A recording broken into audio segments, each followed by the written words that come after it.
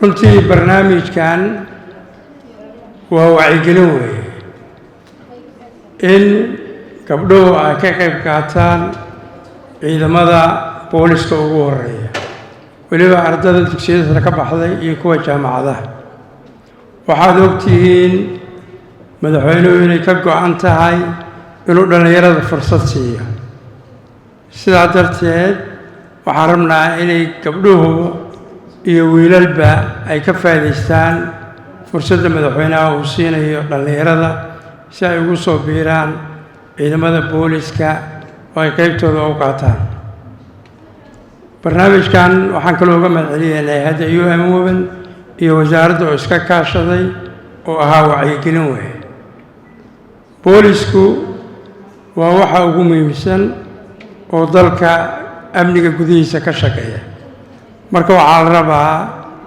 inaad markaad fursadda heshaan ku soo biidhaan booliska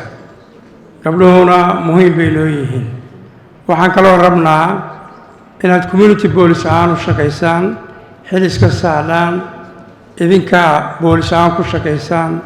wixii khaldan oo aad aragtaan la soo xidhiidhaan laamaha booliska si looga hortago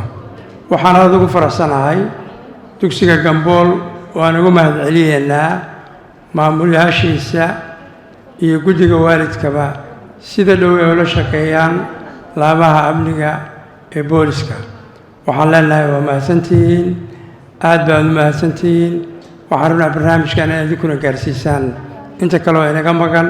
insha allah waqtiga kalena wuu socon doona shirkiina wuu inoo xiran yahay